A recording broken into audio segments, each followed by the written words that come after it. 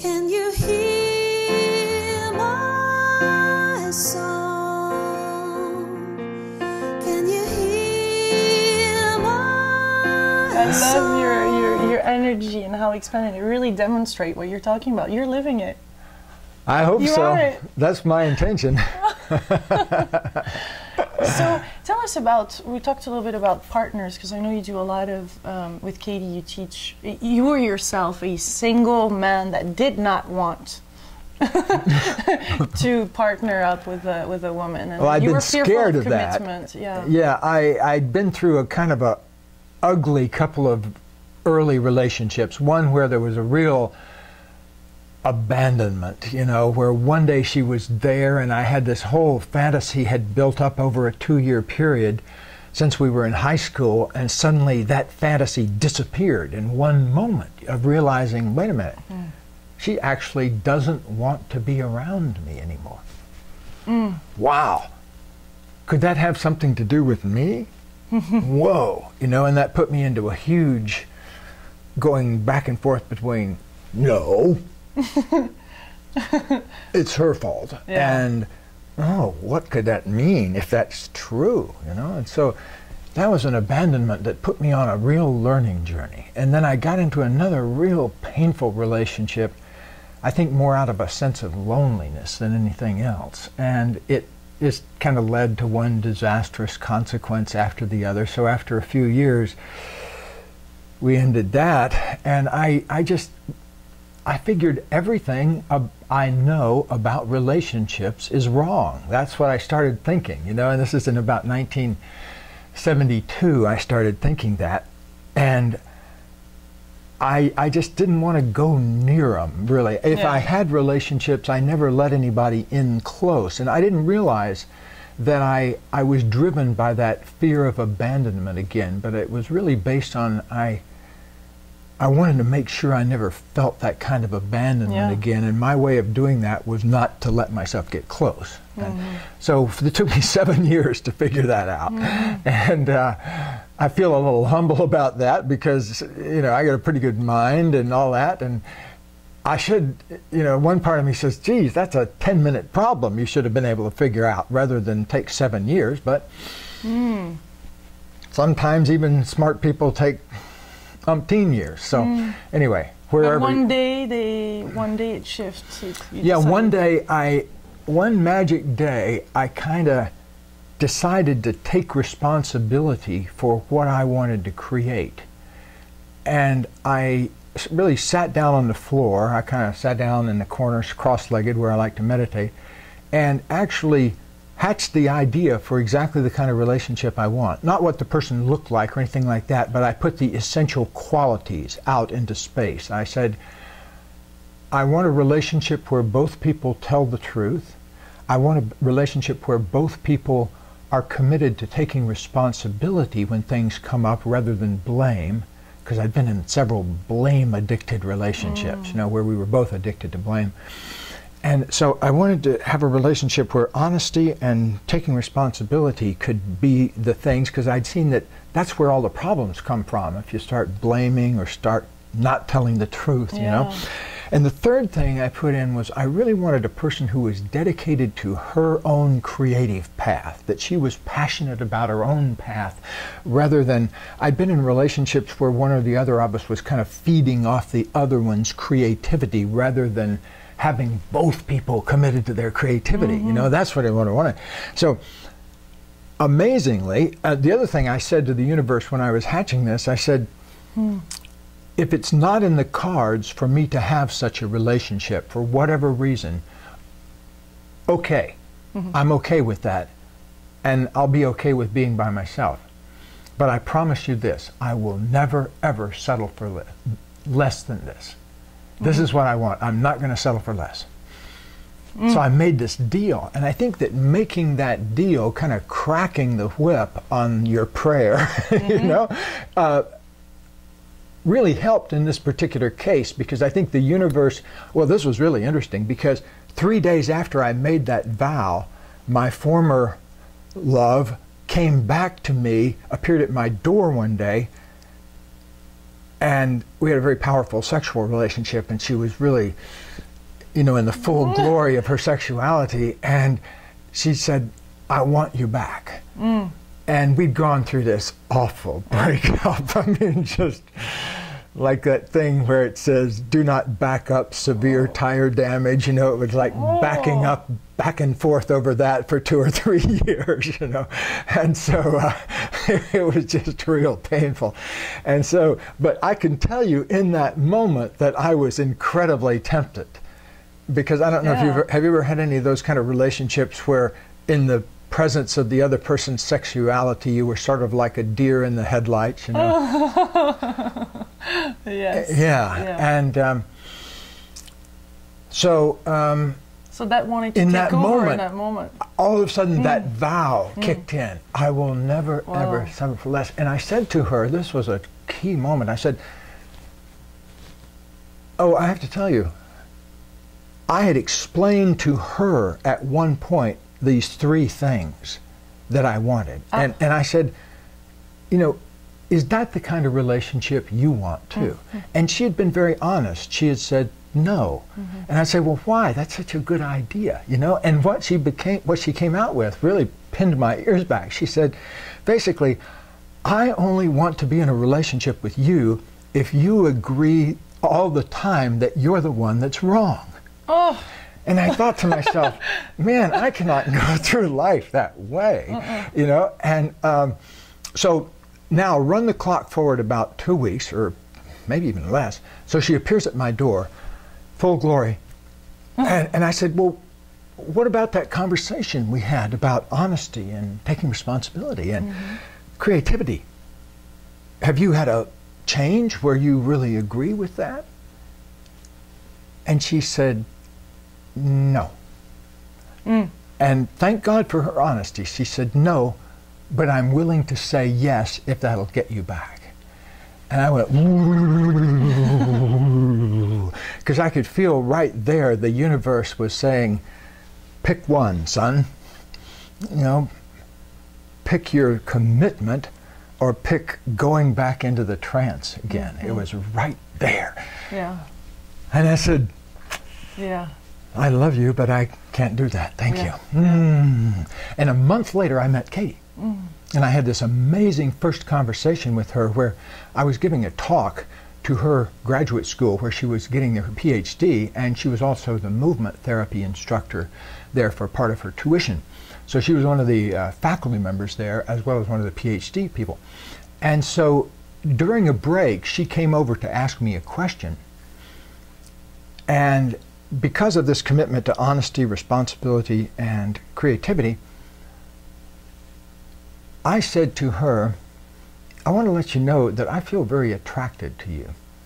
And I don't know anything about you, but I want to appreciate that you give off an aura of pure love. And I really see that and I appreciate that. And I don't know if this will be the last conversation we have or we spend our lives together, but I just want to appreciate that in you. And she was sort of, you know, because this had been a precious part of her for all of her life, but nobody had ever spoken to it before. And it just sort of jumped out of my mouth. I don't know where it came from.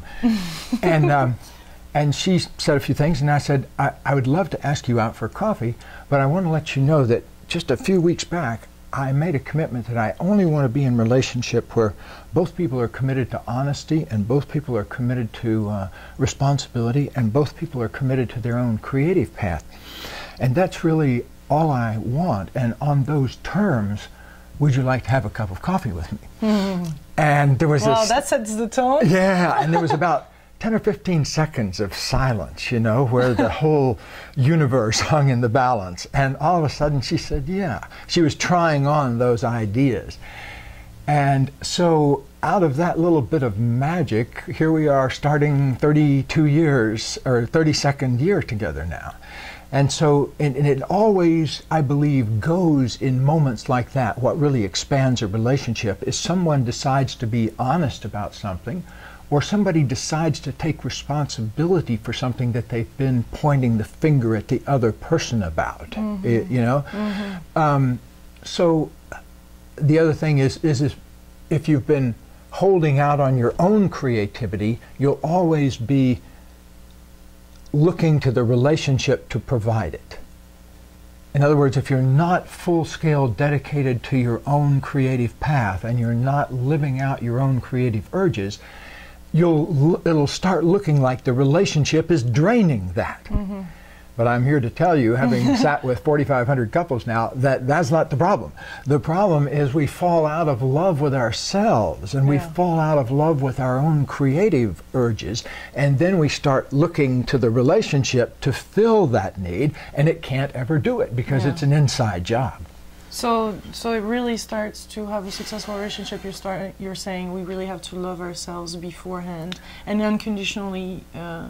Yes, so that we can be with the other person and create something. Yes, and kind of dedicate yourself. It's not that you have to have full-scale, unconditional love in every moment for every sentient being on Earth to get a relationship going. It's that you need to be dedicated to the principle of the truth, you know, and practicing it at whatever level you can practice it at.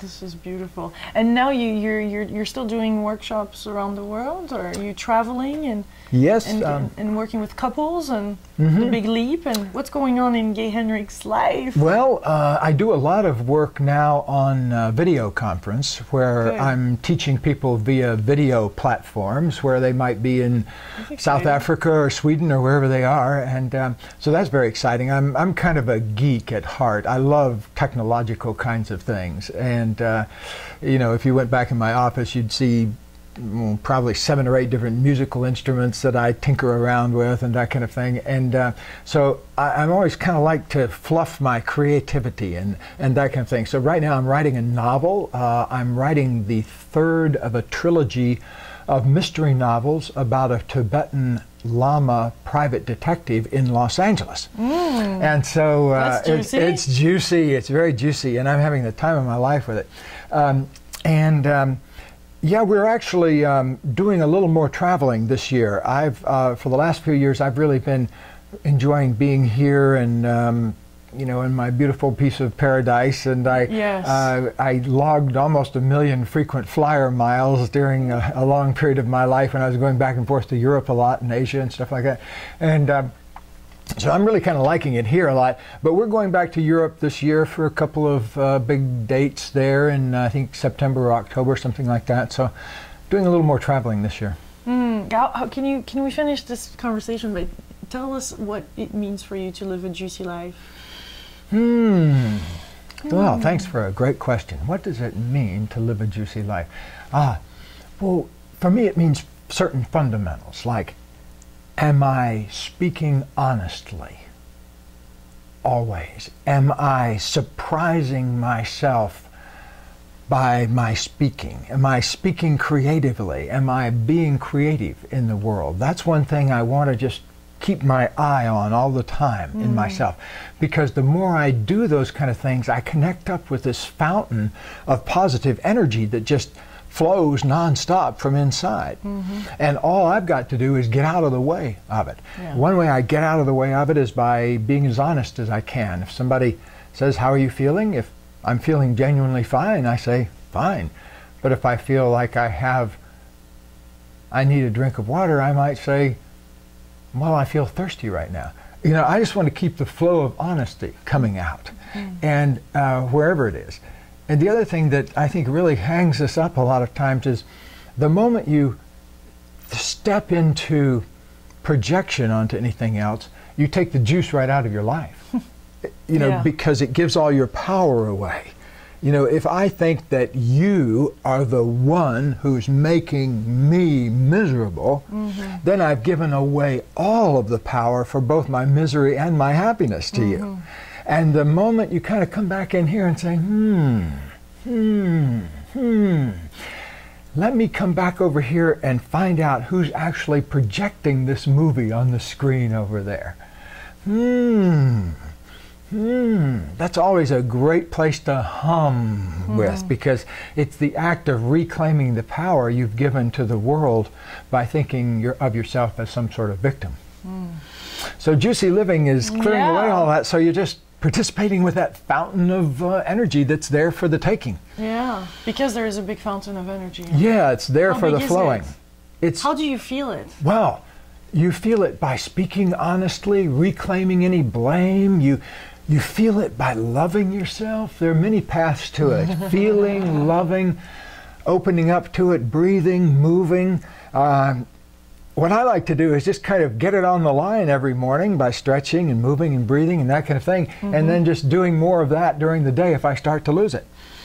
So it's a self-correcting kind of mechanism. Beautiful. Is there anything else that you want to add that we didn't say and that you think is really important to get across for people to live juicy lives? Great question. I love the humming. To live juicy lives. In this period of time. Yes, in this period of time. I think the guarantee for living a juicy life is really a 6-inch problem. It takes place right between here. In those crucial 6 inches, are you speaking in such a way that you delight and surprise yourself by what comes out? That's a great place to notice. Is everything I say giving me that kind of delight and surprise? Have I said the same thing again in any other way? You know, so I don't want to be, there are certain things that I like to say over and over again, but I don't like to say them over in the same way. That would be boring to me. So I like to surprise myself. So that's where I would keep my eye on, is this 6 inches right there. You're awesome. A delight to spend this time with you. Thank you, Gay. Really. My pleasure. Much love, my beautiful co-creators. And if you want to see more interviews, you can go on juicylivingtour.com. Much love.